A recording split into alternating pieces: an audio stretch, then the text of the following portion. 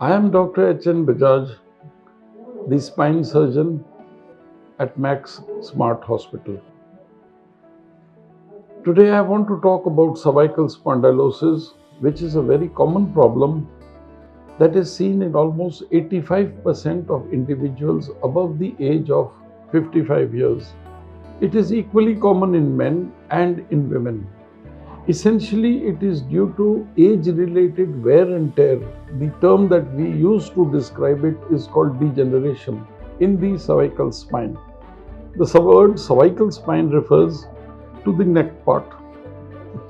Commonly, this occurs because of aging, as the intervertebral discs that are present between the bones dehydrate and cause the bones to rub together, producing little spurs of bone that at times will irritate the nerves.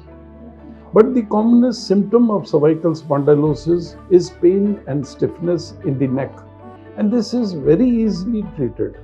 A simple X-ray confirms the diagnosis, and physiotherapy and simple anti-inflammatory agents will do the trick. But sometimes problems can occur. When these bony spurs press upon the nerves in the cervical canal, which is the canal through which the nerves and the spinal cord traverse, one can develop pain that radiates into the arms. It may be associated with weakness, absent reflexes, numbness, and be quite painful, in which case surgery may be indicated. At times, the pressure may be so much that even the spinal cord so badly compressed that the legs also become affected. So when both the arms and the legs are affected, it is difficult to walk.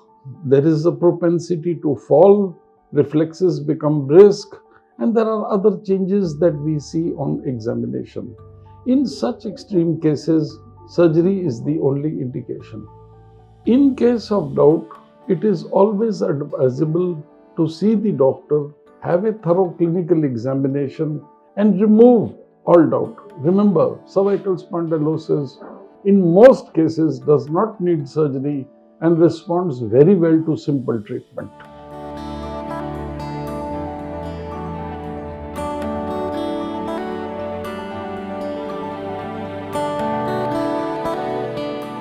Subscribe to our YouTube channel and press the bell icon to get the latest healthcare updates.